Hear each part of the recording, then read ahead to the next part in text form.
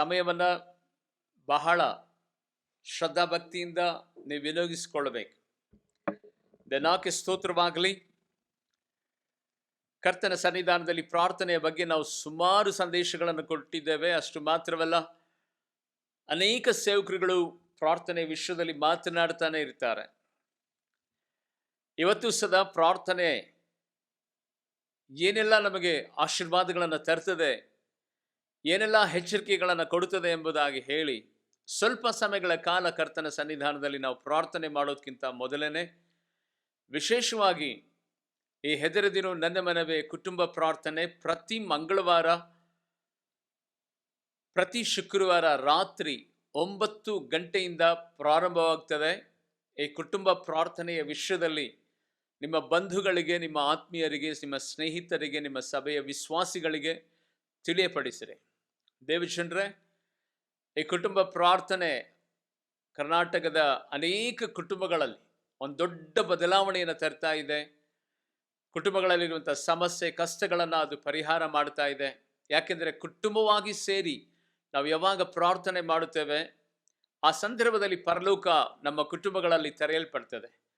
ಅದಕ್ಕಾಗಿಯೇ ಸರಿಸುಮಾರು 3.5 ವರ್ಷಗಳಿಂದ ಹೆದರದಿರು ನನ್ನ ಮನವೇ ಈ ಕುಟುಂಬ ಪ್ರಾರ್ಥನೆ ಸೇವೆ ನಿರಂತರವಾಗಿ ನಡೀತಾ ಇದೆ.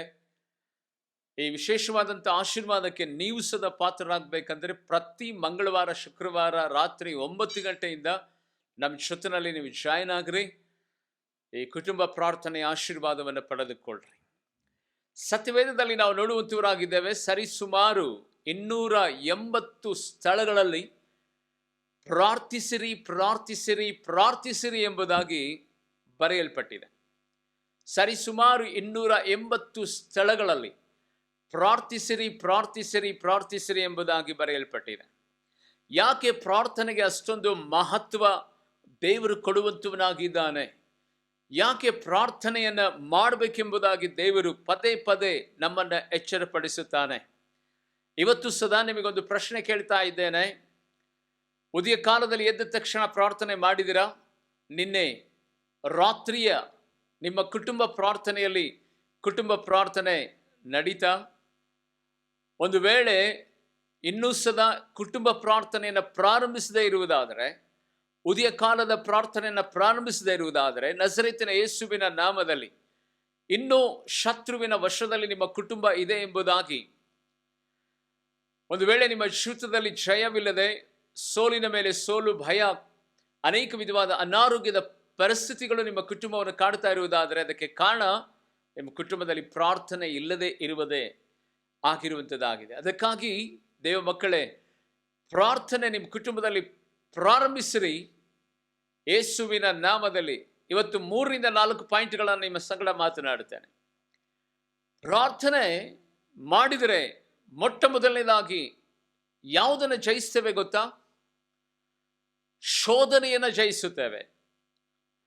ದೇವಜನರೇ, ಈ ಲೋಕದಲ್ಲಿ ಎಲ್ಲದಕ್ಕಿಂತ ದೊಡ್ಡದಾದಂಥ ಒಂದು ಕಾರ್ಯ ಶೋಧನೆ. ಅದಕ್ಕಾಗಿಯೇ ಬೈಬಲಲ್ಲಿ ನಾವು ನೋಡುವಂತವರಾಗಿದ್ದೇವೆ, ಯೇಸು ಸ್ವಾಮಿ ಈ ಲೋಕದಲ್ಲಿ ಇದ್ದಂಥ ಸಂದರ್ಭದಲ್ಲಿ ಮತ್ತಾಯನ ಬರೆದ ಸುವಾರ್ತೆ 26ನೇ ಅಧ್ಯಾಯದ 41ನೇ ವಚನದಲ್ಲಿ ಆತನು ಸ್ಪಷ್ಟಪಡಿಸ್ತಾನೆ, ಶೋಧನೆಗೆ ಒಳಗಾಗದಂತೆ ಎಚ್ಚರವಾಗಿದ್ದು ಪ್ರಾರ್ಥನೆ ಮಾಡ್ರಿ ಎಂಬುದಾಗಿ ಹೇಳಿ ಸ್ವಾಮಿ ತಾನೇ ಎಚ್ಚರಿಕೆಯ ಮಾತನ್ನು ಹೇಳ್ತಾ ಇದ್ದಾನೆ. ಎಚ್ಚರಿಕೆಯ ಮಾತನ್ನು ಹೇಳ್ತಾ ಇದ್ದಾನೆ. ಅನೇಕ ಸಂದರ್ಭಗಳಲ್ಲಿ ಪ್ರಾರ್ಥನೆ ಅನ್ನುವಂಥ ಒಂದು ಸಂಗತಿ ನಮ್ಮ ಆಧ್ಯಾತ್ಮಿಕತೆ ಬದುಕಿನಲ್ಲಿ ಹುಡುಗಾಟವಾಗಿ ಮಾರ್ಪಟ್ಟಿದೆ. ಕಷ್ಟದ ಸಮಯದಲ್ಲಿ ಮಾತ್ರ ಪ್ರಾರ್ಥನೆ ಮಾಡುತ್ತೇವೆ, ಇಕ್ಕಟ್ಟಿನ ವೇಳೆಯಲ್ಲಿ ಪ್ರಾರ್ಥನೆ ಮಾಡುತ್ತೇವೆ, ಸಮಸ್ಯೆಗಳು ಎದುರಾದಂಥ ಸಂದರ್ಭದಲ್ಲಿ ಪ್ರಾರ್ಥಿಸ್ತೇವೆ, ಪ್ರಾರ್ಥನೆ ಮಾಡುವುದಕ್ಕೆ ಹೇಳ್ತೇವೆ, ಅನೇಕ ಸೇವಕರುಗಳಿಗೆ ಕಾಲ್ ಮಾಡ್ತೇವೆ. ಆದರೆ ಕರ್ತನ ಸಮ್ಮುಖದಲ್ಲಿ ಪ್ರೀತಿಯುಳ್ಳ ದೇವಜನರೇ, ಆಗಲೇ ಹೇಳಿದ ಹಾಗೆ 280 ಸಾರಿ ಎಡೆ ಬೀಳದೆ, ಥೆಸಲೋನಿಕ ಬರೆದ ಪತ್ರಿಕೆಯಲ್ಲಿ ದೇವರ ವಾಗ್ದಾನ ವಚನ ಹೇಳ್ತದೆ, ಎಡೆ ಬೀಳದೆ ಆತನ ಸನ್ನಿಧಾನದಲ್ಲಿ ಪ್ರಾರ್ಥನೆ ಮಾಡಬೇಕು. ಲೂಕನ ಬರೆದ ಸುವಾರ್ತೆ 18ನೇ ಅಧ್ಯಾಯದ 1ನೇ ವಚನದಲ್ಲಿ ನಾವು ನೋಡುತ್ತೇವೆ, ಬೇಸರಗೊಳ್ಳದೆ ಪ್ರಾರ್ಥನೆ ಮಾಡಬೇಕು, ಯಾವಾಗಲೂ ಪ್ರಾರ್ಥನೆ ಮಾಡಬೇಕು. ಸಂಚೆಯಲ್ಲಿ, ಸೆರವತ್ತಿನಲ್ಲಿ, ಮಧ್ಯರಾತ್ರಿಯಲ್ಲಿ, ಉದಯ ಕಾಲದಲ್ಲಿ ಸಮಯ ಸಿಕ್ಕಾಗಲೆಲ್ಲ ಪ್ರಾರ್ಥನೆ ಮಾಡಬೇಕು. ನಿಮ್ಮ ಬದುಕಿನಲ್ಲಿ ಪ್ರೀತಿಯುಳ್ಳ ದೇವಜನರೇ, ಇವತ್ತು ಶೋಧನೆಯನ್ನು ಜಯಿಸಲಿಕ್ಕೆ ಆಗದೆ, ಇವತ್ತು ಅನೇಕ ವಿಧವಾದ ಕಳವಳ, ಅನಾರೋಗ್ಯ, ಬಲಹೀನತೆ, ಅನೇಕ ವಿಧವಾದ ಸಂದಿಗ್ಧವಾದ ಪರಿಸ್ಥಿತಿಗಳನ್ನು ಇವತ್ತು ನೀವು ಎದುರಿಸ್ತಾ ಇರುವುದಾದರೆ ದೇವರು ಎಚ್ಚರಿಕೆಯನ್ನು ಕೊಡ್ತಾ ಇದ್ದಾನೆ. ದೇವರಿಗೆ ಸ್ತೋತ್ರವಾಗಲಿ. ಶೋಧನೆಗೆ ಒಳಗಾಗದಂತೆ ನೀವು ಎಚ್ಚರವಾಗಿದ್ದು ಪ್ರಾರ್ಥನೆ ಮಾಡಬೇಕೆಂಬುದಾಗಿ. ಇವತ್ತು ನಿನ್ನ ಬದುಕನ್ನು ಕಟ್ಟಿಕೊಡುವುದು ಪ್ರಾರ್ಥನೆ, ನಿನ್ನ ಜೀವವನ್ನು ಉಳಿಸಿಕೊಟ್ಟಿರುವುದು ಪ್ರಾರ್ಥನೆ, ನಿನ್ನ ಕುಟುಂಬವನ್ನು ಆಶೀರ್ವದಿಸುತ್ತಿರುವುದು ಪ್ರಾರ್ಥನೆ, ನಿನಗೆ ಬಿಡುಗಡೆ ಕೊಡ್ತಾ ಇರುವುದು ಪ್ರಾರ್ಥನೆ. ನಿನ್ನ ಜೀವಿತದಲ್ಲಿ ಇವತ್ತು ಏನೇ ಆಗಿರುವುದಾದರೂ ಅದು ಪ್ರಾರ್ಥನೆಯಿಂದಲೇ ಆಗಿರುವಂಥದ್ದಾಗಿದೆ. ಒಂದು ವೇಳೆ ಪ್ರಾರ್ಥನೆ ಇಲ್ಲದ ಆ ಕುಟುಂಬ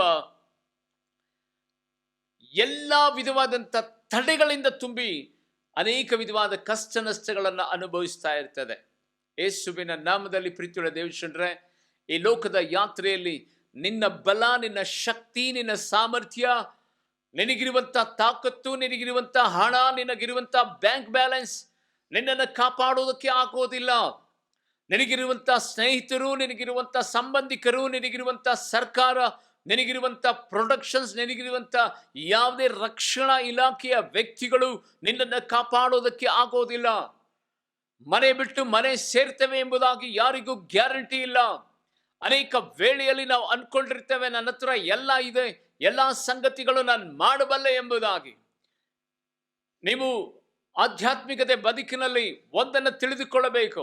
ಇವತ್ತು ಪ್ರಪಂಚದಾದ್ಯಂತ ನೋಡುವಾಗ ಅನೇಕ ಗಣ್ಯ ವ್ಯಕ್ತಿಗಳ ಜೀವನ, ಅನೇಕ ವಿಧವಾದಂಥ ಬಲಶಾಲಿಗಳು, ಶಕ್ತಿಶಾಲಿಗಳು ಎಂದು ವಿಶ್ವದಾದ್ಯಂತ ಇರುವಂಥ ಶ್ರೀಮಂತರ ಮತ್ತು ರಾಜಕಾರಣಿಗಳ ಜೀವನ ಹೇಗಿದೆ ಎಂಬುದಾಗಿ ನೆನೆಸುವಾಗ ಅವರ ಜೊತೆಯಲ್ಲಿ ಇರುವಂಥವರೇ ಅವರನ್ನು ಸಾಯಿಸ್ತಾರೆ, ಮರ್ಡರ್ ಮಾಡ್ತಾರೆ, ಶೂಟ್ ಮಾಡ್ತಾರೆ. ಉದಾಹರಣೆಗೆ ನೋಡುವಂಥ ಸಂದರ್ಭದಲ್ಲಿ ನಮ್ಮ ಭಾರತ ದೇಶದ ಮಾಜಿ ಪ್ರಧಾನಮಂತ್ರಿಗಳಾಗಿರುವಂಥ ಇಂದಿರಾ ಗಾಂಧಿ, ರಾಜೀವ್ ಗಾಂಧಿ ಅವರು ತಮಗೆ ಬೇಕಾದ ಹಾಗೆ ಸೆಲೆಕ್ಟ್ ಮಾಡಿ ಬಲಿಷ್ಠರಾಗಿರುವಂಥ ಸೈನಿಕರನ್ನ ಅವರು ಪ್ರತ್ಯೇಕವಾದಂಥ ಅವರ ರಕ್ಷಣೆ ಪ್ರೊಟೆಕ್ಷನ್ಸ್ಗೋಸ್ಕರವಾಗಿ ಅವರು ಇಟ್ಟುಕೊಂಡಿದ್ದರು. ಸರ್ಕಾರ ಆ ಸೈನಿಕರನ್ನ ಪ್ರತ್ಯೇಕವಾಗಿ ತರಬೇತಿ ಕೊಟ್ಟಿತ್ತು. ಆದರೆ ಜೊತೆಯಲ್ಲಿ ಇದ್ದಂಥ ಆ ಸೈನಿಕರೇ ಇಂದಿರಾ ಗಾಂಧಿಯವರನ್ನ ಕೊಲೆ ಮಾಡ್ತಾರೆ. ಎಷ್ಟೇ ಭದ್ರತೆ ಇದ್ರೂ ಸದಾ ನಕ್ಸಲೈಟ್ಗಳು ರಾಜೀವ್ ಗಾಂಧಿಯವರನ್ನ ಕೊಲೆ ಮಾಡ್ತಾರೆ. ಅಷ್ಟೆಲ್ಲ ಯಾಕ್ರಿ?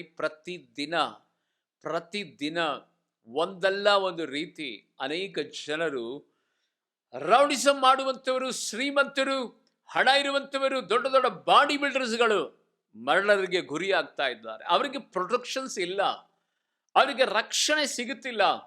ಅನೇಕ ಜನರು ಆಕ್ಸಿಡೆಂಟ್ ಅಲ್ಲಿ ಸತ್ತು ಹೋಗ್ತಾ ಇದ್ದಾರೆ. ಪ್ರಯಾಣ ಮಾಡ್ತಿರುವಾಗಲೇ ಹಾರ್ಟ್ ಅಟ್ಯಾಕ್ ಆಗ್ತಾ ಇದೆ. ಅನೇಕ ವೇಳೆಯಲ್ಲಿ ನಾವು ನೋಡ್ತಾ ಇದ್ದೇವೆ, ಪತ್ರಿಕೆ ಮಾಧ್ಯಮಗಳನ್ನು ನೋಡುವಂಥ ಸಂದರ್ಭದಲ್ಲಿ ಅನೇಕ ವಿಧವಾದಂಥ ಕಷ್ಟ ನಷ್ಟಗಳಿಗೆ ಜನರು ಸಿಕ್ಕಿಕೊಳ್ತಾರೆ, ಶೋಧನೆಯಲ್ಲಿ ಸಿಲುಕಿ ನಲುಗುತ್ತಾ ಇದ್ದಾರೆ. ಇವತ್ತು ನಿನ್ನ ಆಧ್ಯಾತ್ಮಿಕತೆ ಬದುಕಿನಲ್ಲಿ ಆ ಶೋಧನೆಯನ್ನು ಜಯಿಸಬೇಕಂದ್ರೆ ದೇವರು ಕೊಡುತ್ತಿರುವಂಥ ಎಚ್ಚರಿಕೆಯನ್ನು ಗೊತ್ತಾ? ಉದಯ ಕಾಲದಲ್ಲಿಯೇ ನಿನ್ನ ಜೀವಿತವನ್ನು ದೇವರಿಗೆ ಸಮರ್ಪಣೆ ಮಾಡಬೇಕು. ಉದಯ ಕಾಲದಲ್ಲಿಯೇ ಹಾಸಿಗೆಯಿಂದ ನೀನು ಕೆಳಗಡೆ ಇಳಿಯಬೇಕು. ಯಾವುದಕ್ಕೋ ಸಮಯ ಕೊಡ್ತೇವೆ, ಎಷ್ಟೋ ಧಾರಾವಾಹಿಗಳನ್ನು ನೋಡುತ್ತೇವೆ, ಎಷ್ಟೋ ಕಾಮಿಡಿ ಶೋಗಳನ್ನು ನೋಡುತ್ತೇವೆ, ಎಷ್ಟೋ ವಿಧದಲ್ಲಿ ಅನೇಕರ ಮಾತುಗಳನ್ನು ಆಡುತ್ತೇವೆ. ಆದರೆ ಪ್ರಾರ್ಥನೆಯನ್ನು ಮಾಡುವುದಕ್ಕೆ ನಮಗೆ ಮನಸ್ಸಿಲ್ಲ. ದೇವರು ಮೊದಲು ನಮ್ಮನ್ನು ಕರೆದಂತ ಸಂದರ್ಭದಲ್ಲಿ ಮೊದಲು ನಾವು ಪ್ರಾರ್ಥನೆ ಮಾಡಿ ಎಲ್ಲ ಕೆಲಸವನ್ನು ಪ್ರಾರಂಭ ಮಾಡ್ತಾ ಇದ್ದೀವಿ. ಆದರೆ ಎಲ್ಲವನ್ನ ಕೊಟ್ಟ ಮೇಲೆ, ಎಲ್ಲವನ್ನ ಪಡೆದುಕೊಂಡ ಮೇಲೆ ಇವತ್ತು ನಮ್ಮ ಆತ್ಮಿಕ ಮನುಷ್ಯನ ನಾವು ಪರೀಕ್ಷೆ ಮಾಡಿಕೊಂಡು ನೋಡುವಾಗ, ವಾರಕ್ಕೋ ಭಾನುವಾರದ ದಿನದಲ್ಲೋ ಯಾವತ್ತಾದ್ರೂ ಕೂಡಿಕೆ ಇರುವಾಗಲೋ ಕುಟುಂಬ ಪ್ರಾರ್ಥನೆ ಇರುವಾಗಲೋ ಅವಾಗ ಮಾತ್ರ ಅದು ಬೇಕೋ ಬೇಡ ಎನ್ನುವ ರೀತಿಯಲ್ಲಿ ನಾವು ಪ್ರಾರ್ಥನೆ ಮಾಡ್ತಾ ಇದ್ದೇವೆ. ಪ್ರೀತಿಯುಳ್ಳ ದೇವಜನರೇ, ಚಾಪೆ ಇದ್ದಾಗ ಚೆನ್ನಾಗಿ ಪ್ರಾರ್ಥನೆ ಮಾಡ್ತಾ ಇದ್ವಿ. ಆದರೆ ಈಗ ಮಂಚ ಬಂದಿದೆ, AC ರೂಮ್ಗಳು ಬಂದಿದ್ದಾವೆ, ಒಳ್ಳೆ ಅಕಾಮಿಡೇಷನ್ಸ್ ನಮಗೆ ಸಿಕ್ಕಿದೆ. ಪ್ರೀತಿಯುಳ್ಳ ದೇವಜನರೇ, ದೇವನಾಕ್ಕೆ ಸ್ತೋತ್ರವಾಗಲಿ. ಚಾಪೆ ಇದ್ದಾಗ ಇದ್ದಂಥ ಭಕ್ತಿ ಇವತ್ತು ಮಂಚ ಬಂದಾಗ ಇಲ್ಲ. ದೇವನಾಕ್ಕೆ ಸ್ತೋತ್ರವಾಗಲಿ. ನನ್ನ ಜೀವಿತದಲ್ಲಿ ಆ ಮಂಚದಿಂದ ಉದಯ ಕಾಲದಲ್ಲಿ ಬೇಗನೆ ಚಾಪಿ ಮೇಲೆ ಮೊಣಕಾಲೂರಬೇಕು. ಚಾಪೆ ಇಲ್ಲದಿದ್ರೂ ಸದಾ ಮೊಣಕಾಲೂರಿ, ದೇವ ಈ ದಿನದ ಎಲ್ಲ ಶತ್ರುವಿನ ಶೋಧನೆಯಿಂದ ನನ್ನನ್ನು ಪಾರು ಮಾಡು ದೇವ. ದೇವರೇ ಕರ್ತನೆ, ಪ್ರಯಾಣದಲ್ಲಿ ಜೊತೆಗಾರನಾಗು, ನನ್ನ ಕುಟುಂಬವನ್ನು ನೀನು ರಕ್ಷಿಸು, ನನ್ನ ಮಕ್ಕಳನ್ನು ನೀನು ರಕ್ಷಿಸು, ಅವರ ವಿದ್ಯಾಭ್ಯಾಸಕ್ಕೆ ಹೋಗುವಂಥ ಸಂದರ್ಭದಲ್ಲಿ ದೇವದೂತರ ಕಾವಲನ್ನು ಇರಿಸು, ನನ್ನ ಕುಟುಂಬದಲ್ಲಿ ಇರುವಂಥ ತಡೆಗಳನ್ನು ದೇವರೇ ನೀನು ತೆಗೆದು ಹಾಕು. ಯಾವುದೇ ಶೋಧಕನು ನನ್ನ ಬಿಸ್ನೆಸ್ನಲ್ಲಿ, ನನ್ನ ವೈಯಕ್ತಿಕವಾದಂಥ ಜೀವಿತದಲ್ಲಿ ಕಾರ್ಯ ನಡೆಸಿದ ರೀತಿಯಲ್ಲಿ ದೇವರೇ ಈ ಹಗಲೆಲ್ಲ ನನ್ನನ್ನು ಕಾಪಾಡು ಎಂಬುದಾಗಿ ನೀನು ಪ್ರಾರ್ಥನೆ ಮಾಡಿ ಹೋಗುವುದಾದರೆ ಆ ದಿನವೆಲ್ಲ ದೇವರು ನಿನಗೆ ಜಯವನ್ನು ಕೊಡುತ್ತಾನೆ, ಜಯವನ್ನು ಕೊಡುತ್ತಾನೆ. ನಿನ್ನ ಬದುಕಿನಲ್ಲಿ ಒಂದು ವೇಳೆ ನೀನು ಪ್ರಾರ್ಥನೆ ಮಾಡದೆ ಹೋದರೆ, ಉದಯ ಕಾಲದಲ್ಲಿ ಇದೆಲ್ಲ ಕಾರ್ಯಗಳನ್ನು ದೇವರ ಸಮಕ್ಷಮದಲ್ಲಿ ಸಮರ್ಪಣೆ ಮಾಡಿ ಹೋಗದೆ ಇದ್ರೆ, ಆ ದಿನವೆಲ್ಲ ನಿನಗೆ ಎಲ್ಲಿ ಬೇಕಾದರೂ ಶತ್ರು ಹೊಡಿಬೋದು, ಎಲ್ಲಿ ಬೇಕಾದರೂ ಶತ್ರು ಹೊಡಿಬೋದು. ನೀನು ಅನ್ಕೊಂಡಿರ್ತೀಯ, ಅದೇನಾಕೆ ಸ್ತೋತ್ರವಾಗಲಿ, ಇವತ್ತು ಬೇಡ ಬಿಡು, ಲೇಟಾಗಿ ಎದ್ದಿದ್ದೇನೆ, ಸಮಯ ಇಲ್ಲ, ಇನ್ನೊಂದು ದಿನ ನೋಡ್ಕೊಳ್ಳೋಣ ಎಂಬುದಾಗಿ ಶತ್ರುವಿನ ನಿನ್ನ ಮನಸ್ಸು ಒಳಗಡೆ ಯೋಚನೆ ಆಗಬಹುದು. ಏನು ಪ್ರಾರ್ಥನೆ ಮಾಡ್ತೀಯ, ಎಷ್ಟು ಪ್ರಾರ್ಥನೆ ಮಾಡಿದರೆ ಅಷ್ಟೇ ಅಂತ. ಅವನು ಸುಳ್ಳುಗಾರ, ಮೋಸಗಾರ, ವಂಚನೆಗಾರ. ಅವನಿಗೇನಾದರೂ ಮಾಡಿ ನಿನ್ನನ್ನು ಈ ರೀತಿಯಾದಂಥ ತಡೆಗಳ ಮಧ್ಯದಲ್ಲೇ ಜೀವಿತವನ್ನು ನಡೆಸಬೇಕೆಂಬುದಾಗಿ ನಿನಗೆ ಆಲಸ್ಯವನ್ನು ತರ್ತಾನೆ, ನಿದ್ರೆ ಬರುವ ಹಾಗೆ ಮಾಡ್ತಾನೆ, ಸೋಮಾರಿತನವಾಗಿ ನಿನ್ನನ್ನು ಮಾರ್ಪಡಿಸುತ್ತಾನೆ. ಆತ್ಮೀಯ ದೇವಜನರೇ, ಈ ಲೋಕದಲ್ಲಿ ಯೇಸು ಸ್ವಾಮಿ ಹೇಳುವಂಥ ಮಾತೇನು ಗೊತ್ತಾ? ನೀವು ಶೋಧನೆಯನ್ನು ಜಯಿಸಬೇಕಂದ್ರೆ ನಿಮಗೆ ಬೇಕಾಗಿರುವಂಥದ್ದು ಪ್ರಾರ್ಥನೆ, ಪ್ರಾರ್ಥನೆ, ಪ್ರಾರ್ಥನೆ. ಮಹಾದೇವಾದಿ ದೇವನಾಗಿರುವಂಥ ಯೇಸು ಸ್ವಾಮಿಗೆ ಎಷ್ಟು ಪ್ರಾರ್ಥನೆ ಅವಶ್ಯಕತೆ ಇತ್ತು ಅಂತ ಹೇಳಿದರೆ ಬೈಬಲಲ್ಲಿ ನಾವು ನೋಡುವಂತರಾಗಿದ್ದೇವೆ. ಮಾರ್ಕನ ಬರೆದ ಸುವಾರ್ತೆ 1ನೇ ಅಧ್ಯಾಯದ 35ನೇ ವಚನದಲ್ಲಿ, ಇನ್ನು ಉದಯ ಕಾಲದಲ್ಲಿ ಮಬ್ಬು ಅಂದರೆ ಕತ್ತಲೆ ಇರುವಾಗಲೇ ಕಾಡಿನಲ್ಲಿ ಹೋಗಿ ಆತನು ಪ್ರಾರ್ಥನೆ ಮಾಡ್ತಾ ಇದ್ರಂತೆ. ಅನೇಕ ಸಂದರ್ಭಗಳಲ್ಲಿ ಪಯಣಿಸುತ್ತಿರುವಂತಹ ವೇಳೆಗಳಲ್ಲಿ ದಿನಾಕ್ಕೆ ಸ್ತೋತ್ರವಾಗಲಿ, ಯೇಸು ಸ್ವಾಮಿ ತನ್ನ ಶಿಷ್ಯರನ್ನ ಅಲ್ಲೇ ಪಕ್ಕದಲ್ಲೇ ಇಟ್ಟು ಆ ಸಂದರ್ಭಗಳಲ್ಲಿ ಹೋಗಿ ದೂರಗಳಲ್ಲಿ ಆತನು ಮೊಣಕಾಲೂರಿ ಪರಲೋಕದ ದೇವರಿಗೆ ಪ್ರಾರ್ಥನೆ ಮಾಡ್ತಾ ಇದ್ದಂತೆ. ಸಮಯ ಸಿಕ್ಕಾಗಲೆಲ್ಲ ಪ್ರಾರ್ಥನೆ ಮಾಡ್ತಾ ಇದ್ರಂತೆ. ಹಾಗಾದ್ರೆ ಯೇಸು ಸ್ವಾಮಿಗೆ ಶಕ್ತಿ ಇರಲಿಲ್ವಾ, ಸಾಮರ್ಥ್ಯ ಇರಲಿಲ್ವಾ? ಆತನಿಗೆ ಅಷ್ಟೊಂದು ಬಲಿಷ್ಠನಾದ ದೇವರಲ್ಲವಾ? ಎಲ್ಲ ಶಕ್ತಿ, ಸಾಮರ್ಥ್ಯ, ಎಲ್ಲ ವಿಧವಾದ ಅದ್ಭುತಗಳನ್ನು ಮಾಡುವಂತ ದೇವರು ಆತನು ಆಗಿರುವುದಾದರೂ, ಆತನಿಗೆ ಪ್ರಾರ್ಥನೆಯ ಅವಶ್ಯಕತೆ ಇರುವುದಾದರೆ, ಯೇಸುವಿನ ನಾಮದಲ್ಲಿ ದೇವರ ವಾಕ್ಯವನ್ನು ಕೇಳುತ್ತಿರುವಂತ ಬಲಹೀನರು, ಯಾವುದೇ ವಿಧವಾದಂಥ ಜ್ಞಾನಿಗಳು ಇಲ್ಲದೆ ಇರುವ ಹಾಗೆ ಗಣನೆಗೆ ಬಾರದೆ ಇರುವಂತ ನಮ್ಮಂಥ ಜನರಿಗೆ ಪ್ರಾರ್ಥನೆ ಬೇಡವಾ? ಪ್ರಾರ್ಥನೆ ಬೇಡವಾ? ದೇವ ಮಗುವೆ, ನಿನ್ನ ಬದುಕಿನಲ್ಲಿ ನಾನು ಆಗ್ಲೇ ಹೇಳಿದ ಹಾಗೆ ನಿನ್ನ ಶ್ರೀಮಂತಿಕೆ, ನಿನ್ನ ಬ್ಯಾಂಕ್ ಬ್ಯಾಲೆನ್ಸ್, ನಿನ್ನ ಕ್ವಾಲಿಫಿಕೇಶನ್ಸ್ ಯಾವುದು ನಿನ್ನನ್ನು ಪ್ರೊಡಕ್ಷನ್ಸ್ ಮಾಡೋದಿಲ್ಲ. ಒಬ್ಬ ಸಹೋದರಿ ನನಗೆ ಕಾಲ್ ಮಾಡಿ ಹೀಗೆ ಹೇಳ್ತಾ ಇದ್ರು, ಎಲ್ಲದಕ್ಕಿಂತ ಬೋರ್ ಅಂದರೆ ಪ್ರಾರ್ಥನೆ ಮತ್ತು ದೇವರ ವಾಕ್ಯವನ್ನು ಕೇಳೋದಂತೆ.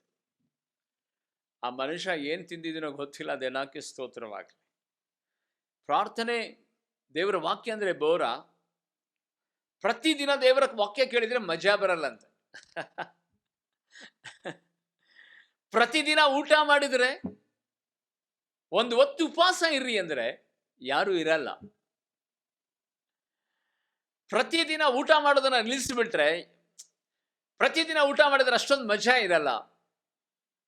ಒಂದು ವಾರಕ್ಕೋ 15 ದಿವಸಕ್ಕೆ ಒಂದ್ಸಾರಿ ಊಟ ಮಾಡಿ ನೋಡ್ರಿ, ಬದುಕ್ತೀರಾ ನೀವು? ಚಾನ್ಸಸ್ ಇದೆಯಾ? ದಿನಕ್ಕೆ ಸ್ತೋತ್ರವಾಗಲಿ. ಆತ್ಮಿಕ ಮನುಷ್ಯನಿಗೆ ನಿಜವಾದಂಥ ಮಜಾ ಯಾವುದು ಗೊತ್ತಾ? ಪ್ರತಿ ಕ್ಷಣ, ಪ್ರತಿ ಸೆಕೆಂಡ್, ಪ್ರತಿ ಎಲ್ಲ ಉಸಿರಿನ ಈ ಶ್ವಾಸ, ಪ್ರತಿ ಸಂದರ್ಭದಲ್ಲೂ ಸ್ತೋತ್ರ, ಸ್ತೋತ್ರ. ರಾಜ ನಿನಗೆ ಸ್ತೋತ್ರ, ದೇವಾ ನಿನಗೆ ಮಹಿಮೆ, ಓ ಕರ್ತನೆ ನಿನಗೆ ಸ್ತೋತ್ರ. ನೀನು ಎಷ್ಟು ಒಳ್ಳೆಯವನಪ್ಪ, ನಿನ್ನ ವಾಕ್ಯ ಎಷ್ಟು ಒಳ್ಳೆಯದು, ನಿನ್ನ ನಾಮ ಎಷ್ಟು ಮಧುರವಾದದು ಎಂಬುದಾಗಿ ನೀನು ಯಾವಾಗಲೂ ಕರ್ತನ ಸನ್ನಿಧಾನದಲ್ಲಿ ಸ್ತುತಿಸುತ್ತಾ, ನಿನಗೆ ಇಂಥದೇ ಸ್ಥಳ ಬೇಕು ಎಂಬುದಾಗಿ ಇಲ್ಲ. ಪ್ರೀತಿಯುಳ್ಳ ದೇವಜನರೇ, ನೀನು ಯಾವ ಮಾರ್ಗದಲ್ಲಿ, ಯಾವ ಉದ್ಯೋಗದಲ್ಲಿ, ಯಾವ ಸ್ಥಳದಲ್ಲಿ ನೀನು ಇರುವುದಾದರೂ ಸದಾ ದೇವರಿಗೆ ಸ್ತೋತ್ರ ಮಾಡೋದಕ್ಕೆ ನಿರ್ಬಂಧ ಇಲ್ಲ. ದೇವರ ಸಮಕ್ಷಮದಲ್ಲಿ ಪ್ರಾರ್ಥನೆ ಮಾಡೋದಕ್ಕೆ ನಿರ್ಬಂಧ ಇಲ್ಲ. ಯಾವಾಗ ನಿನ್ನ ಅಂತರಾಳದಲ್ಲಿ ಯೇಸುವನ್ನೇ ಸ್ಮರಿಸ್ತೀಯೋ, ಖಂಡಿತವಾಗಿ ಯೇಸು ನಿನ್ನ ವಿರುದ್ಧವಾಗಿ ಶತ್ರು, ಆತನ ವಾಗ್ದಾನ ವರ್ಷದಲ್ಲಿ ನಾವು ನೋಡುವಂತವರಾಗಿದ್ದೇವೆ, ಘರ್ಜಿಸುವ ಸಿಂಹದೋಪಾದಿಯಲ್ಲಿ ಯಾರನ್ನ ನುಗ್ಗಲಿ ಎಂಬುದಾಗಿ ಹುಡುಕುತ್ತಾ ತಿರುಗುತ್ತಾ ಇದ್ದಾನೆ ಎಂಬುದಾಗಿ ನಿನ್ನನ್ನೇ, ನಿನ್ನ ಕುಟುಂಬವನ್ನೇ, ನಿನ್ನ ಮಕ್ಕಳನ್ನೇ, ನಿನಗಿರುವಂತ ಆ ಸ್ವಾಸ್ಥ್ಯವನ್ನೇ ನುಂಗುವುದಕ್ಕಾಗಿ ಆತನು ಸಿದ್ಧವಾಗಿರುವಂತ ವೇಳೆಯಲ್ಲಿ ಅವನ ಎಲ್ಲ ಬಲಗಳು ಕುಂದಿಸುವ ಶಕ್ತಿ ನಿನ್ನ ಪ್ರಾರ್ಥನೆಗೆ ಇರುವಂಥದ್ದಾಗಿದೆ. ನೀನು ಕೂಗುವಾಗ ಪರಲೋಕದ ದೇವರು ತನ್ನ ಮಹಿಮೆಯೊಡನೆ ಇಳಿದು ಬರ್ತಾನೆ. ಶತ್ರುವಿನ ಎಲ್ಲ ಬಲಗಳನ್ನು ಆತನು ಮುರಿದು ಹಾಕ್ತಾನೆ. ಪ್ರತಿದಿನವೂ ಸದಾ ನಿನ್ನ ಕುಟುಂಬದಲ್ಲಿ, ಆತ್ಮಿಕತೆ ಬದುಕಿನಲ್ಲಿ, ನಿನ್ನ ಉದ್ಯೋಗದಲ್ಲಿ, ನಿನ್ನ ವಿದ್ಯಾಭ್ಯಾಸದಲ್ಲಿ, ನಿನ್ನ ಆರೋಗ್ಯದಲ್ಲಿ ಜಯವನ್ನೇ ಕೊಡ್ತಾನೆ. ಯಾವ ಶೋಧನೆಯು ನಿನ್ನನ್ನು ಮುಟ್ಟದ ಹಾಗೆ ದೇವರು ತಾನೇ ವಾಗ್ದಾನ ಮಾಡಿದ್ದಾನೆ. ನಿನಗೆ ಸುಖ ಸಮಾಧಾನ ಬೇಕಾ? ಎರಡನೇದಾಗಿ, ಸಮಾಧಾನ ಇಲ್ವಾ? ನೆಮ್ಮದಿ ಇಲ್ವಾ? ಸಂತೋಷ ಇಲ್ವಾ? ಕುಟುಂಬದಲ್ಲಿ ನೆಮ್ಮದಿ ಇಲ್ವಾ? ಆ ಸುಖ ಸಮಾಧಾನ ನಿನ್ನ ಬದುಕಿನಲ್ಲಿ ಸಿಗಬೇಕಂದ್ರೆ ನಾವು ಪ್ರಾರ್ಥನೆ ಮಾಡಬೇಕಂತೆ. ನಾನೆಲ್ಲ ಹೇಳ್ತಿರೋದು, ದೇವರ ವಾಕ್ಯ ಹೇಳ್ತಾ ಇದೆ. ನಿನಗೆ ಸುಖ ಮತ್ತು ಸಮಾಧಾನ, ನೆಮ್ಮದಿ ಸಿಗಬೇಕಂದ್ರೂ ಸಹ ಪ್ರಾರ್ಥನೆ ಮಾಡಬೇಕು. ಒಂದು ತಿಮೋತಿಯನೇ ಬರೆದ ಪತ್ರಿಕೆ 2ನೇ ಅಧ್ಯಾಯದ ಮೊದಲು, ಎಲ್ಲದಕ್ಕಿಂತ ಮೊದಲು ಮನುಷ್ಯರೆಲ್ಲರಿಗೋಸ್ಕರ ದೇವರಿಗೆ ವಿಜ್ಞಾಪನೆಗಳನ್ನ, ಪ್ರಾರ್ಥನೆಗಳನ್ನ, ಮನವಿಗಳನ್ನ, ಕೃತಜ್ಞತಾ ಸ್ತುತಿಗಳನ್ನ ಮಾಡಬೇಕೆಂದು ಬೋಧಿಸುತ್ತೇನೆ.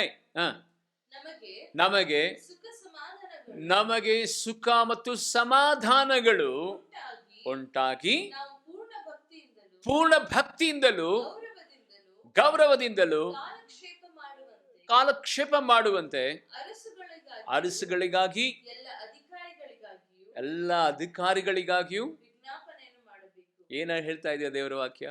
ನಮಗೆ ಸುಖ ಸಮಾಧಾನ ಉಂಟಾಗಬೇಕಂದ್ರೆ, ನಮಗೆ ಸುಖ ಸಮಾಧಾನ ಉಂಟಾಗಬೇಕಂದ್ರೆ ನೀನು ಎಲ್ಲರಿಗಾಗಿ ಪ್ರಾರ್ಥನೆ ಮಾಡಬೇಕಂತೆ. ಎಲ್ಲರಿಗಾಗಿ ಪ್ರಾರ್ಥನೆ ಮಾಡಬೇಕಂತೆ. ಆಶ್ಚರ್ಯ ಅನಿಸ್ತಾ ಇದೆಯಾ? ಕೆಲವೊಂದು ಸಮಯದಲ್ಲಿ ಈ ವಾಕ್ಯಗಳನ್ನು ನಾವು ಓದ್ತಾ ಇರ್ತೇವೆ, ಆದರೆ ಅದರ ಗುಡ್ಡಾರ್ಥಗಳು ನಮಗೆ ಅರ್ಥವಾಗೋದಿಲ್ಲ.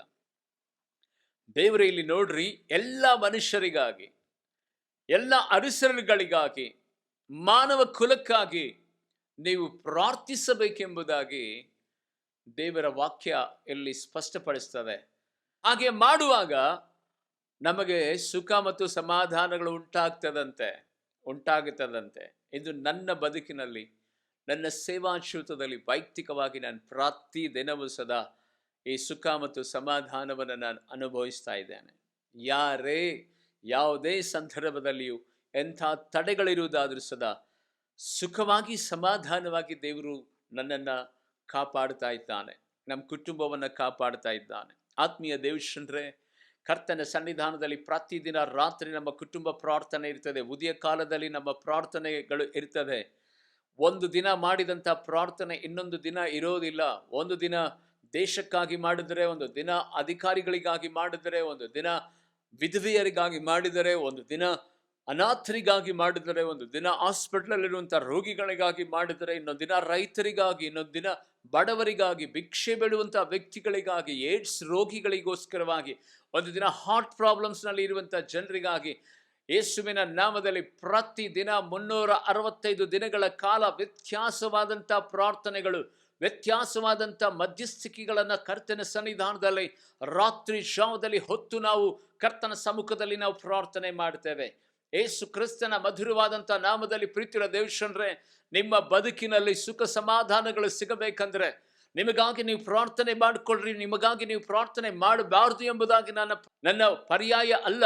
ಯೇಸುವಿನ ನಾಮದಲ್ಲಿ ಕರ್ತನ ಸನ್ನಿಧಾನದಲ್ಲಿ ದಿನಕ್ಕೆ ಸ್ತೋತ್ರವಾಗಲಿ. ನಮಗಿಂತ ಹೆಚ್ಚಾಗಿ ಪ್ರೀತಿಯ ದೇವಶ್ರಂದ್ರೆ, ನಮ್ಮ ಸುತ್ತಮುತ್ತಲಿರುವಂಥ ನಮ್ಮ ರಾಜ್ಯ, ನಮ್ಮ ದೇಶ, ನಮ್ಮ ಜಿಲ್ಲೆ, ನಮ್ಮ ತಾಲೂಕು, ನಮ್ಮ ಬೀದಿನಲ್ಲಿ, ನಮ್ಮ ಅಕ್ಕಪಕ್ಕದವರ ಮನೆಯಲ್ಲಿ, ಅಥವಾ ವೈಯಕ್ತಿಕವಾಗಿ ನೀವು ನೋಡುವಂಥ ಮಾಧ್ಯಮ, ಮೀಡಿಯಾ, ಸೋಷಿಯಲ್ ಮೀಡಿಯಾಗಳಲ್ಲಿ ಬರುವಂಥ ಅನೇಕ ವಿಧವಾದಂಥ ಪರಿಸ್ಥಿತಿಗಳ ವಿಷಯದಲ್ಲಿ ಪ್ರತಿ ದಿನವೂ ಸಹ ಪಟ್ಟಿಯನ್ನು ಮಾಡಿಕೊಂಡು ದೇವ ಸನ್ನಿಧಾನದಲ್ಲಿ 5, 6, 7, 10 ಆ ಪಟ್ಟಿಗಳನ್ನು ದೇವ ಸಮಕ್ಷಮದಲ್ಲಿ ನೀವು ಮಾಡಿ ಅವುಗಳಿಗಾಗಿ ನೀವು ಪ್ರಾರ್ಥಿಸುವಾಗ ದೇವರು ಕೊಡುವಂಥ ಅನುಗ್ರಹ ಏನು ಗೊತ್ತಾ? ಅವರಿಗೂ ಸುಖ ಸಮಾಧಾನ ಕೊಡ್ತಾನೆ, ಅವರಿಗಿಂತ ಮಿಗಿಲಾಗಿಯೂ ಸಹ ನಿನಗೆ ಸಮಾಧಾನ ಕೊಡ್ತಾನೆ. ದೇಶದಲ್ಲಿ ಸದಾ ಸುಖ ಸಮಾಧಾನವನ್ನು ಕೊಡ್ತಾನೆ. ಪ್ರಾರ್ಥನೆ ಮಾಡಿದಂಥ ನಿನ್ನ ಕುಟುಂಬಕ್ಕೂ ಸದಾ ದೇಶದಲ್ಲಿ ಅತ್ಯುತ್ತಮವಾದಂಥ ಸುಖ ಸಮಾಧಾನವನ್ನ ದೇವರು ಕೊಡುವಂಥವನಾಗಿದ್ದಾನೆ. ಕೆಲವೊಂದು ಸಾರಿ ನಮ್ಮ ಬದುಕಿನಲ್ಲಿ ದೇವ ನನಗೆ ಅದು ಕೊಡು, ಇದು ಕೊಡು, ನನ್ನ ಕುಟುಂಬವನ್ನು ಆಶೀರ್ವದಿಸು, ನನ್ನ ಮಕ್ಕಳನ್ನು ಆಶೀರ್ವದಿಸು. ಇವರಿಗಾಗಿ 21 ದಿನ ಉಪವಾಸ ಪ್ರಾರ್ಥನೆ ಇದ್ದೆ. ಇವರಿಗೋಸ್ಕರವಾಗಿ ನಾನು ಅನುದಿನವೂ ಪ್ರಾರ್ಥನೆ ಮಾಡ್ತಾ ಇದ್ದೇನೆ. ಇವರಿಗಾಗಿ ದೇವರೇ ಬಿಡುಗಡೆ ಕೊಡು ಎಂಬುದಾಗಿ ಹೇಳೋದಕ್ಕಿಂತಲೂ ಸದಾ ದೇವರು ವಾಗ್ದಾನ ಮಾಡಿದ್ದಾನೆ. ಆತ್ಮೀಯ ದೇವಶನ್ರೆ, ಯೇಸು ಕ್ರಿಸ್ತನ ನಾಮದಲ್ಲಿ ಎಲ್ಲದಕ್ಕಿಂತ ಮೊದಲು ಎಲ್ಲ ಮನುಷ್ಯರಿಗಾಗಿ, ಎಲ್ಲ ಅರಸರಿಗಾಗಿ, ಎಲ್ಲ ವಿಧವಾದಂಥ ರಾಜ್ಯಗಳಿಗಾಗಿ ಪ್ರಾರ್ಥನೆ ಮಾಡಬೇಕೆಂಬುದಾಗಿ ಯೇಸುವಿನ ನಾಮದಲ್ಲಿ ಪ್ರೀತಿಯುಳ್ಳ ದೇವಶನ್ರೆ, ನಮ್ಮ ದೇಶದ ಪ್ರಧಾನಮಂತ್ರಿಯವರಿಗಾಗಿ ನಾವು ಪ್ರತಿದಿನ ಪ್ರಾರ್ಥನೆ ಮಾಡಬೇಕು. ರಕ್ಷಣಾ, ಏರ್ಫೋರ್ಸ್ ಮತ್ತು ನೇವಿ, ಈ 3 ವಿಶೇಷವಾದಂಥ ಸೇನೆಗಳು ನಮ್ಮ ದೇಶದಲ್ಲಿ ಇದೆ.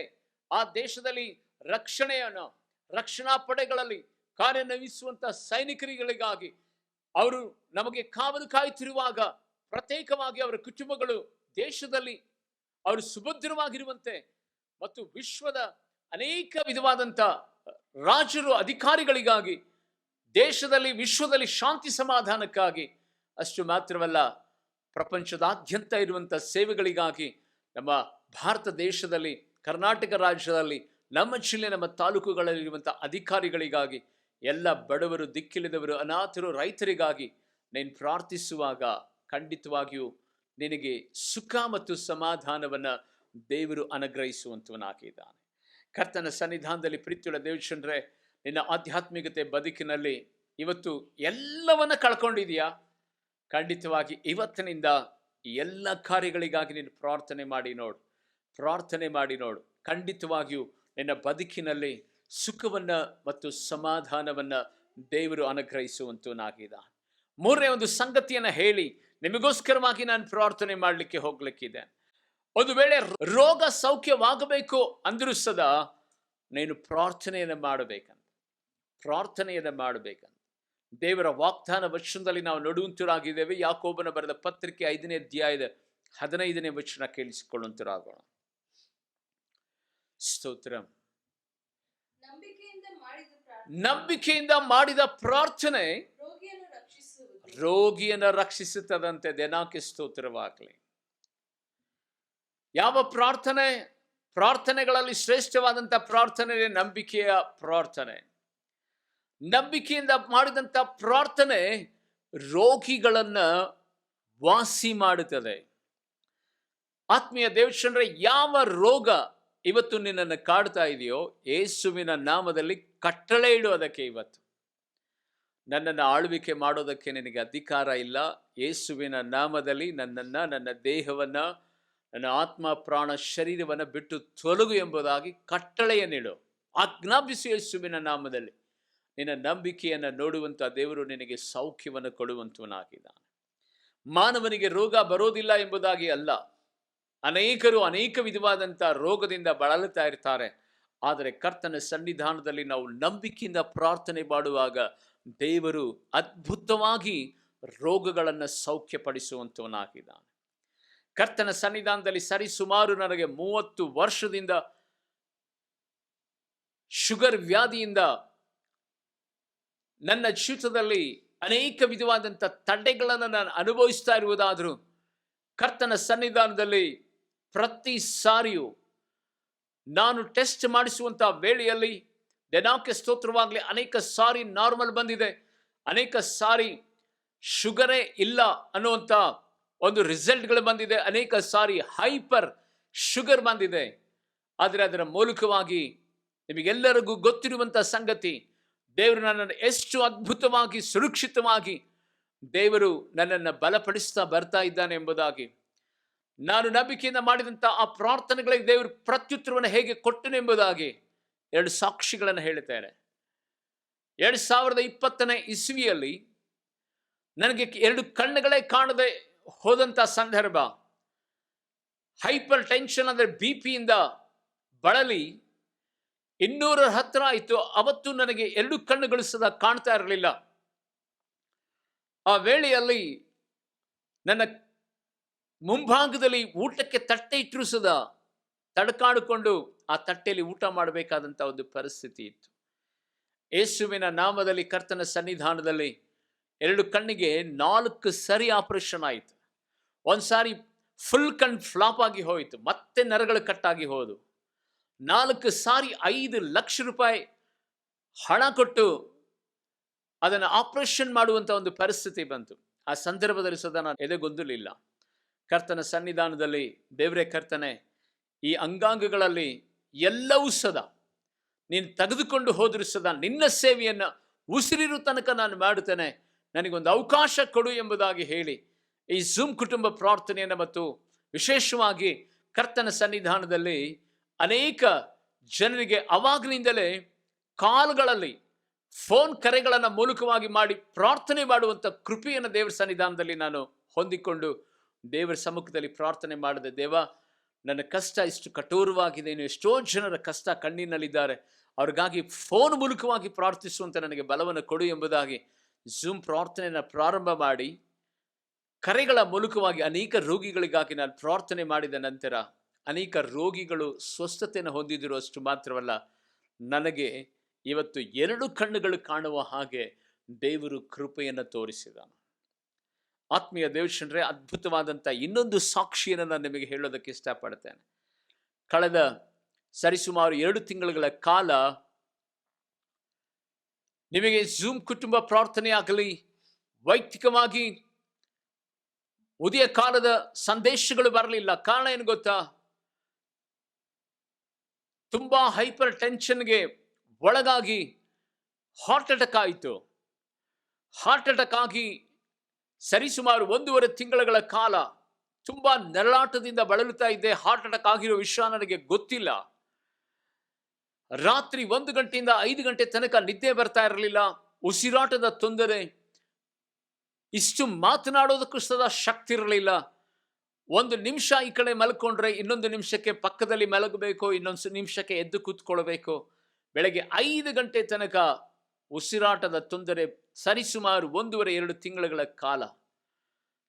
ಆ ವೇಳೆಯಲ್ಲಿ ಏನು ಮಾಡಬೇಕು ಎಂಬುದಾಗಿ ಗೊತ್ತಿಲ್ಲ. 5 ಗಂಟೆಗೆ ಎದ್ದು ಮತ್ತೆ ಪ್ರಾರ್ಥನೆ ಮಾಡಿ ವಾಕ್ ಮಾಡಿ ಚೆನ್ನಾಗೇ ಇರ್ತಿದೆ.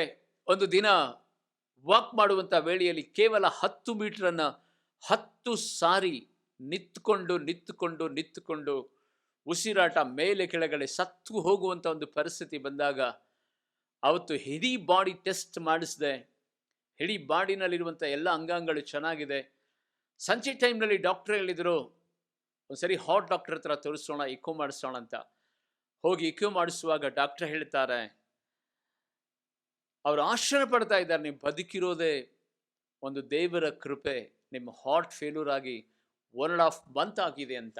ಯೇಸುವಿನ ನಾಮದಲ್ಲಿ ನಾನು ಆರಾಮಾಗಿ ಕೂತ್ಕೊಂಡಿದ್ದೀನಿ. ಆ ಡಾಕ್ಟರ್ ಹೇಳ್ತಿದ್ದಾರೆ, ಈಗಲೇ ನೀವು ಆಂಬುಲೆನ್ಸನ್ನು ನಾನು ಬುಕ್ ಮಾಡ್ತೇನೆ, ಇಲ್ಲ ಕಾರನ್ನು ಬುಕ್ ಮಾಡ್ತೇನೆ, ನೀವು ಹಾಸ್ಪಿಟಲ್ಗೆ ಹೋಗಬೇಕೆಂಬುದಾಗಿ.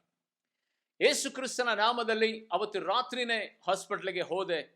ಕರ್ತನ ಸಮ್ಮುಖದಲ್ಲಿ ನಂಬಿಕೆಯಿಂದ ಪ್ರಾರ್ಥನೆ ಮಾಡಿದೆ. ದೇವ, ನೀನು ನನಗೆ ಸೇವೆಯನ್ನು ಕೊಟ್ಟಿದಿ, ನನ್ನ ಸೇವೆ ಪರಿಪೂರ್ಣವಾಗುವ ತನಕ ಯಾವ ದುಷ್ಟ ಶಕ್ತಿಗಳು, ಯಾವುದೇ ರೋಗ, ಯಾವುದೇ ಹಾರ್ಟ್ ಪ್ರಾಬ್ಲಮ್ ನನ್ನನ್ನು ಮುಟ್ಟೋದಕ್ಕೆ ಆಗಲ್ಲ. ನಿನ್ನ ಚಿತ್ತ ಇದ್ದರೆ ನನ್ನನ್ನು ಬದುಕಿಸು. ದೇವರೇ ಕರ್ತನೆ, ನಿನ್ನ ಚಿತ್ತ ಇಲ್ಲದಿದ್ದರೆ ನಿನ್ನ ಸನ್ನಿಧಾನದಲ್ಲಿ ನನ್ನನ್ನು ಸೇರಿಸು. ದೇವಾ ಕರ್ತನೆ ಸ್ವಾಮಿ, ಈಗೋ ನಿನ್ನ ಕರಗಳಲ್ಲಿ ದೇವರೇ ನನ್ನ ಜೀವನ ಸಮರ್ಪಣೆ ಮಾಡ್ತೇನೆ ಎಂಬುದಾಗಿ ನಾನು ನನ್ನ ಮಕ್ಕಳನ್ನ ಕರೆದುಕೊಂಡು ಕಾರ್ನಲ್ಲಿ ಹಾಸ್ಪಿಟಲ್ಗೆ ಹೋಗುವಾಗ ಸಂತೋಷದಿಂದ ಹೋದೆ. ಕರ್ತನ ಸನ್ನಿಧಾನದಲ್ಲಿ 3 ದಿನಗಳ ಕಾಲ ಅಲ್ಲಿ ಚೆಕಪ್ ಆಯಿತು. 2 ನರಗಳು ಬ್ಲಾಕ್ ಆಗಿದ್ದವು. ಡಾಕ್ಟರ್ ಎಲ್ಲ ಹೆದರಿಸ್ತಾ ಇದ್ರು, ಹಾರ್ಟ್ ಫೇಲ್ಯೂರ್ ಆಗಿದೆ, ಹಾರ್ಟ್ ಅಟ್ಯಾಕ್ ಆಗಿದೆ, ನೀವು ಬಹಳ ಹುಷಾರಾಗಿರಬೇಕು, ಏನಾಗುತ್ತೋ ಗೊತ್ತಿಲ್ಲ ಎಂಬುದಾಗಿ ಭಯ ಹುಟ್ಟಿಸಿದರು. ಆದರೆ ನಾನು ಮಾತ್ರ ಭಯ ಪಡಲಿಲ್ಲ. ಕರ್ತನು ಬದುಕಿಸುವ ದೇವರು ನನ್ನ ಕರ್ತನಾಗಿದ್ದಾನೆ ಎಂಬುದಾಗಿ. ಮತ್ತೆ 3 ದಿನಗಳ ನಂತರ ಡಿಸ್ಚಾರ್ಜ್ ಮಾಡಿ ಟ್ಯಾಬ್ಲೆಟ್ಸ್ ಅನ್ನು ಕೊಟ್ಟರು. 1.5 ತಿಂಗಳ ನಂತರ ಮತ್ತೆ ಅವರು ತಿರುಗಿ ಎಕೋ ಮಾಡುವಾಗ ಯೇಸುವಿನ ನಾಮದಲ್ಲಿ ಹಾರ್ಟ್ ಅಟ್ಯಾಕೇ ಆಗದ ರೀತಿಯಲ್ಲಿ ಆಗಿರುವಂಥ ಆ ನರಗಳು, ಬ್ಲಾಕ್ ಆಗಿದ್ದಂಥ ನರಗಳು, ಆ ರಕ್ತ ಸಂಚಲನ ಸರಿಯಾಗಿ ಹಾರ್ಟ್ ಮೊದಲಿನ ರೀತಿಯಲ್ಲಿ ಪಂಪಿಂಗ್ ಮಾಡುವುದಕ್ಕೂ, ಓಡಾಡುವುದಕ್ಕೂ, ಮಾತನಾಡುವುದಕ್ಕೂ, ಹಾಡುಗಳನ್ನು ಹಾಡುವುದಕ್ಕೂ, ಸಂದೇಶ ಕೊಡಲಿಕ್ಕಾಗುವಂತೆಯೂ ದೇವರು ಕೃಪೆಯನ್ನು ತೋರಿಸಿ ಇವತ್ತು ಸದಾ ಉಸಿರು ಮೇಲೆ ಕೆಳಗಡೆ ಆಗದ ರೀತಿಯಲ್ಲಿ ದೇವರ ವಾಕ್ಯವನ್ನು ಹೇಳಲಿಕ್ಕಾಗುವಂತೆ ದೇವರ ಕೃಪೆಯನ್ನು ತೋರಿಸ್ತಾ ಇದ್ದಾರೆ. ಆತ್ಮೀಯ ದೇವಜನರ ಗಮನಿಸ್ತಾ ಇದ್ದೀರಾ? ದೇನಾಕೆ ಸ್ತೋತ್ರವಾಗಲಿ. ನಂಬಿಕೆಯಿಂದ ಮಾಡಿದಂಥ ಪ್ರಾರ್ಥನೆ ರೋಗಿಯನ್ನು ವಾಸಿ ಮಾಡುತ್ತದೆ. ಯೇಸುವಿನ ನಾಮದಲ್ಲಿ ಅವರಿವರು ಪ್ರಾರ್ಥನೆ ಮಾಡುವುದಕ್ಕಿಂತಲೂ ಸಹ, ಒಂದು ವೇಳೆ ಯಾವ ವಿಧವಾದಂಥ ಬಲಿಷ್ಠವಾದ ರೋಗ ನಿನ್ನನ್ನು ಆಕ್ರಮಿಸಿಕೊಂಡಿದೆಯೋ, ಅದು ಥೈರಾಯ್ಡ್, ಅದು ಟಿಬಿ, ಅದು ಆರ್ಥೈಟಿಸ್, ವೈಯಕ್ತಿಕವಾಗಿ ಅದು ಕ್ಯಾನ್ಸರ್, ಅದು ಏಡ್ಸ್, ವೈಯಕ್ತಿಕವಾಗಿ ನಿನ್ನ ಜೀವಿತದಲ್ಲಿ ಡಾಕ್ಟರಿಂದ ವಾಸಿಯಾಗದೇ ಇರುವಂತ 39 ರೋಗಗಳು ಯಾವ ಇದ್ದಾವೋ, ಯೇಸುವಿನ ನಾಮದಲ್ಲಿ ಆತನ ಬಾಸುಂಡೆಗಳ ಮೂಲಕವಾಗಿ ದೇವರು ನಂಬಿಕೆಯ ಆ ಪ್ರಾರ್ಥನೆ ರೋಗಿಯನ್ನ ಸ್ವಸ್ಥ ಮಾಡುವಂಥದ್ದಾಗಿದೆ.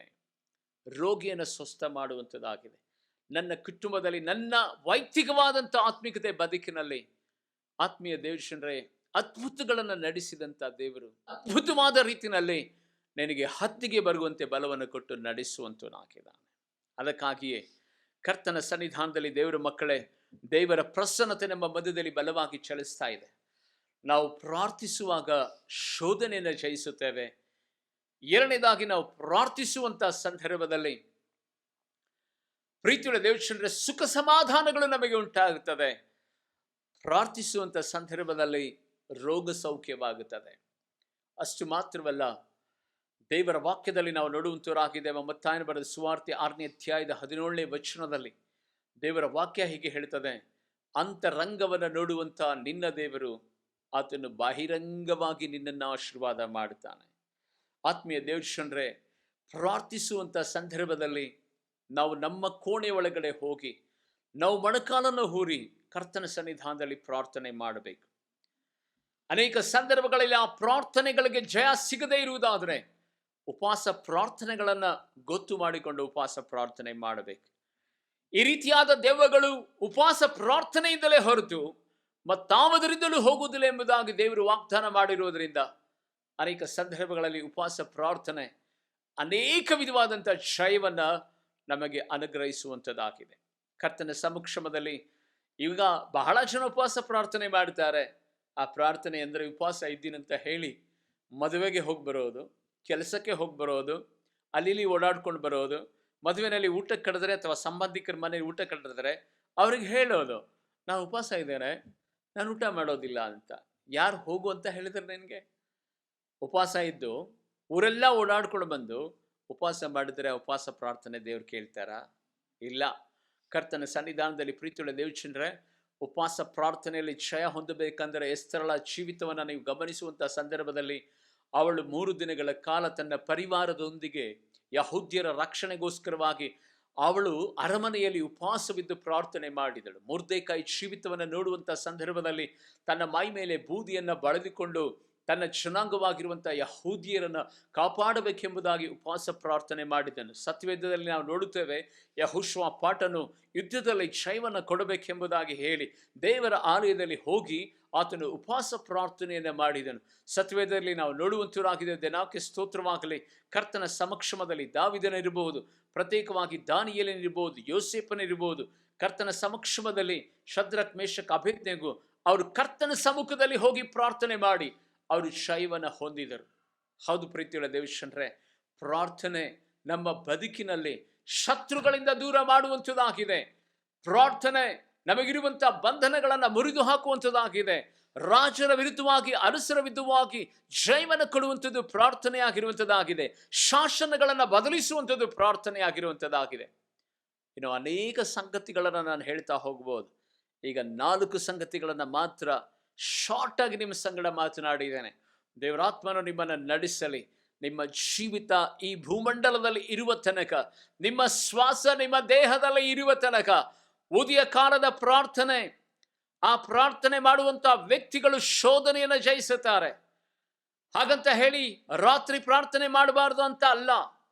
ಯೇಸು ಸ್ವಾಮಿ ಉದಯ ಕಾಲದಲ್ಲಿ, ಮಧ್ಯಾಹ್ನದಲ್ಲಿ, ಸೆರೆ ಹೊತ್ತಿನಲ್ಲಿ, ಸಂಜೆ ಹೊತ್ತಿನಲ್ಲಿ ಪ್ರಾರ್ಥನೆ ಮಾಡಿದನು ಎಂಬುದಾಗಿ ಸತ್ಯವೇದದಲ್ಲಿ ನಾವು ನೋಡುತ್ತೇವೆ. ಆ ಪ್ರಾರ್ಥನೆ ನೀನು ಎಲ್ಲ ಅರಸರುಗಳಿಗಾಗಿ, ಜನರ ರಕ್ಷಣೆಗಾಗಿ ಪ್ರಾರ್ಥನೆ ಮಾಡುವಾಗ ಸುಖ ಸಮಾಧಾನ. 3ನೇ ಪ್ರಾರ್ಥನೆ ನೀನು ರೋಗ ಸೌಖ್ಯ ಮಾಡುವಂಥದ್ದು ಪ್ರಾರ್ಥನೆಯಾಗಿದೆ. 4ನೇದು ಎಲ್ಲ ಮಂಡಲಗಳಲ್ಲಿ ಜಯವನ್ನು ಕೊಡುವಂಥದ್ದು ಉಪವಾಸ ಪ್ರಾರ್ಥನೆಯಾಗಿದೆ. ಕರ್ತನ ಸನ್ನಿಧಾನದಲ್ಲಿ ನಿನ್ನ ಬದುಕಿನಲ್ಲಿ ಪ್ರಾರ್ಥನೆಯನ್ನು ಬಿಟ್ಟು ಬದುಕಬೇಡ. ಕರ್ತನು ತಾನೇ ನಿನ್ನ ಬದುಕಿನಲ್ಲಿ ಎಲ್ಲ ಮಹಿಮೆಯಾದಂಥ ಕಾರ್ಯಗಳನ್ನು ನಡೆಸಬೇಕೆಂದರೆ ಭಕ್ತನಾದ ದಾವಿದನು ಒಂದು ಮಾತನ್ನು ಹೇಳ್ತಾನೆ, ನನ್ನ ಜೀವ ಸ್ವರೂಪನಾಗಿರುವಂಥ ದೇವರು ನನ್ನ ಪ್ರಾರ್ಥನೆಯನ್ನು ಕೇಳುವಂಥ ದೇವರಾಗಿದ್ದಾನೆ ಎಂಬುದು. ಅದಕ್ಕೆ ಯೆರೆಮೀಯನು ಸ್ಪಷ್ಟಪಡಿಸ್ತಾನೆ, ಪ್ರಾರ್ಥನೆಯನ್ನು ಕೇಳುವ ದೇವರೇ, ನರ ಪ್ರಾಣಿಗಳೆಲ್ಲ ನಿನ್ನ ಬಳಿನಲ್ಲಿ ಬರ್ತಾರೆ. ನಿಜವಾಗ್ಲೂ ನೀನು ನರಮನುಷ್ಯನಾಗಿದ್ದರೆ ದೇವರ ಸನ್ನಿಧಾನದಲ್ಲಿ ಈಗಿರುವ ಸ್ಥಿತಿಯಲ್ಲೇ ನೀನು ದೇವರು ಬರಬೇಕಂದ್ರೆ, ಪ್ರೀತಿಯುಳ್ಳ ದೇವಜನರೇ, ಮೊಣಗಾಲಿಗೆ ನಿನ್ನ ಬುದ್ಧಿಯನ್ನು ಕಲಿಸಬೇಕು. ಸಾಧ್ಯವಾದರೆ ಕಣ್ಣುಗಳನ್ನು ಮುಚ್ಚಿ ನಿನ್ನ ಗುಡ್ಡಾರದಲ್ಲಿ ಮೊಣಕಾಲೂರಿ ಈ ಸಂದರ್ಭದಲ್ಲಿ ಇರುವ ಸ್ಥಳಗಳಲ್ಲೇ ಕಣ್ಣುಗಳನ್ನು ಮುಚ್ಚಿ ಪ್ರಾರ್ಥನೆ ಮಾಡು. ನಿನಗೋಸ್ಕರವಾಗಿ ಪ್ರಾರ್ಥಿಸುತ್ತೇನೆ. ಕಣ್ಣುಗಳನ್ನು ಮುಚ್ಚಿ ಮೊಣಕಾಲೂರಿ ಪ್ರಾರ್ಥನೆ ಮಾಡೋಣ. Thank you, we worship Lord, hallelujah. ನಿನ್ನ ಉನ್ನತವಾದ ಪರಲೋಕದ ದ್ವಾರಗಳನ್ನು ಇವತ್ತು ನಮ್ಮ ಗುಡಾರಗಳಲ್ಲಿ ನೀನು ತೆರೆದಿರುವುದಕ್ಕಾಗಿ ನಿನಗೆ ಸ್ತೋತ್ರ ಮಾಡುತ್ತೇನೆ. ಯೇಸುವಿನ ನಾಮದಲ್ಲಿ ಕರ್ತನೆ, ಇವತ್ತು ನಾವೆಲ್ಲರೂ ಸದಾ ನಿನ್ನ ಸಮ್ಮುಖದಲ್ಲಿ ಅಡ್ಡ ಬಿದ್ದು ನಮಸ್ಕರಿಸಿ ದೇವರೇ ಕರ್ತನೆ ಮೊಣಕಾಲೂರಿ ನಾವು ಪ್ರಾರ್ಥನೆ ಮಾಡ್ತಾ ಇದ್ದೇವೆ. ದೇವಾ, ನಮ್ಮನ್ನು ಕ್ಷಮಿಸು.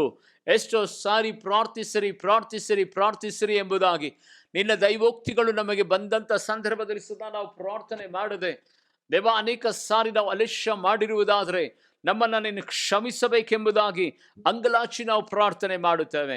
ಮತ್ತೊಂದು ಆವರ್ತಿ ಕರ್ತನ ನಿನ್ನ ಆತ್ಮನ ಕರ್ತನೆ ಅಭಿಷೇಕ ದೇವರೇ ಕರ್ತನೆ ಬಲವಾಗಿ ನಮ್ಮ ಮೇಲೆ ಎರಗಿ ಬರಲಿ. ಯೇಸುವಿನ ನಾಮದಲ್ಲಿ ಯೋಹಾನ ಬರೆದ ಸುವಾರ್ತೆ 3ನೇ ಅಧ್ಯಾಯದ 33-34ನೇ ವಚನದಲ್ಲಿ ದೇವರೇ ನಿನ್ನ ವಾಗ್ದಾನ ವಚನದಲ್ಲಿ ನಾವು ನೋಡುತ್ತೇವೆ, ಯೇಸು ಸ್ವಾಮಿಯ ಮೇಲೆ ಅಳತೆ ಮಾಡದೆ ಆತ್ಮಾಭಿಷೇಕವನ್ನ ದೇವರೇ ಸುರಿಸಿದ ನೀನು ತಾನೆ. ಈಗಲೇ ದೇವರೇ ಕರ್ತನೆ ಯಾರ್ಯಾರು ಪ್ರಾರ್ಥನಾ ಅಭಿಷೇಕಕ್ಕಾಗಿ ನಿನ್ನ ಸಮ್ಮುಖದಲ್ಲಿ ಕರ್ತನೆ ಅಂಗಲಾಚಿ ಬೇಡ್ತಾ ಇದ್ದಾರೋ, ಅಳತೆ ಮೀರಿ ದೇವರೇ ಕರ್ತನೆ ಅಳತೆಯನ್ನ ಮಾಡದೆ ಸುರಿಸುವ ನಿನ್ನ ದೇವರೇ ಕರ್ತನೆ ಆತ್ಮನ ಅಭಿಷೇಕ ಪ್ರಾರ್ಥನಾ ಬಲವು ಒಬ್ಬೊಬ್ಬರ ಮೇಲೆ ಎರಗಿ ಬರಲಿ ಯೇಸುವಿನ ನಾಮದಲ್ಲಿ. ಇದುವರೆಗೆ ಕರ್ತನೆ ಅಲಕ್ಷ್ಯದ ಮೂಲಕವಾಗಿಯೂ ದೇವರೇ ಕರ್ತನೆ ಈ ಮಕ್ಕಳು ಮೊಣಕಾಲು ಊರುವುದಕ್ಕೂ ದೇವರೇ ಪ್ರಾರ್ಥಿಸುವುದಕ್ಕೂ ದೇವರೇ ಕರ್ತನೆ ಆಗದ ಹಾಗೆ ಇವರ ಮನಸ್ಸನ್ನ ಮಂಕು ಮಾಡಿ ದೇವರೇ ಕರ್ತನೆ ಸುಳ್ಳುಗಾರನು ಒಂದು ವೇಳೆ ಈ ಮಕ್ಕಳನ್ನ ವಂಚನೆ ಮಾಡಿ ದೇವರೇ ಪ್ರಾರ್ಥಿಸದ ಹಾಗೆ ದೇವರೇ ಕರ್ತನೆ ಈ ಕುಟುಂಬಗಳಲ್ಲಿ ಕರ್ತನೆ ಸ್ವಾಮಿ ಆ ರೀತಿಯಾದ ತಡೆಗಳನ್ನು ತಂದಿರುವುದಾದರೆ ಯೇಸುವಿನ ನಾಮದಲ್ಲಿ ಅವನ ಎಲ್ಲ ತಡೆಗಳು ಬಿದ್ದು ಹೋಗಲಿ. ಅವರ ಕುಟುಂಬವನ್ನ ಕರ್ತನೆ ದುರಾತ್ಮನೆ ಬಿಟ್ಟು ತೊಲಗಬೇಕೆಂಬುದಾಗಿ ಪ್ರಾರ್ಥಿಸ್ತೇನೆ. Yes lord, hallelujah. ನಿನ್ನ ಮಕ್ಕಳ ಮೇಲೆ ಕರ್ತನೆ ಇರುವಂತ ಎಲ್ಲ ಶೋಧನೆಗಳು ನೀಗಲು ಹೋಗಲಿ ರಾಜ. ಇವತ್ತಿನಿಂದ ಸುಖ ಸಮಾಧಾನಗಳು ಉಂಟಾಗಲಿ ರಾಜ. ದೇವರೇ ಇವತ್ತಿನಿಂದ ಸ್ವಸ್ಥತೆ ಉಂಟಾಗಲಿ. ಪ್ರತಿದಿನವೂ ಸದಾ ಪ್ರಾರ್ಥಿಸುವಾಗ ಇವರು ಜಯ ಹೊಂದಿ ನಿನಗೋಸ್ಕರವಾಗಿ ದೇವರೇ ಕರ್ತನೆ ದೊಡ್ಡ ಕಾರ್ಯಗಳನ್ನು ಮಾಡಲಿಕ್ಕಾಗುವಂತೆ ನಿನ್ನ ಮಕ್ಕಳನ್ನು ಬಲಪಡಿಸಿ ಎಂಬುದಾಗಿ ಪ್ರಾರ್ಥಿಸ್ತೇನೆ. ದೇವಾ, ನಿನ್ನ ಸನ್ನಿಧಿ ಸೇವೆಗೆ ಕಾಣಿಕೆಯನ್ನು ಕಳಿಸಿದಂಥ ದೇವರೇ ಕರ್ತನೆ ಲಕ್ಷ್ಮೀ ಸಿಸ್ಟರ್ ಜಯನಗರ ಮತ್ತು ಭಾಗ್ಯಮ್ಮ ಈ 2 ಮಕ್ಕಳನ್ನು ಆಶೀರ್ವಾದ ಮಾಡು. ಪರಲೋಕದ ದ್ವಾರಗಳನ್ನು ಇವರಿಗಾಗಿ ತೆರೆ ಮಾಡು ಯೇಸುವಿನ ನಾಮದಲ್ಲಿ. ದೇವರೇ ಈ ದಿನದ ದೇವರೇ ಈ ಸಂದೇಶವನ್ನು ಆಲಿಸುತ್ತಿರುವಂಥ ಎಲ್ಲ ನಿನ್ನ ಮಕ್ಕಳ ಕರ್ತನೆ ಸ್ವಾಮಿ ಅಗತ್ಯತೆಗಳನ್ನು ನೀನು ಸಂಧಿಸು. ಪ್ರಯಾಣದಲ್ಲಿ ಜೊತೆಗಾರನಾಗಿರು.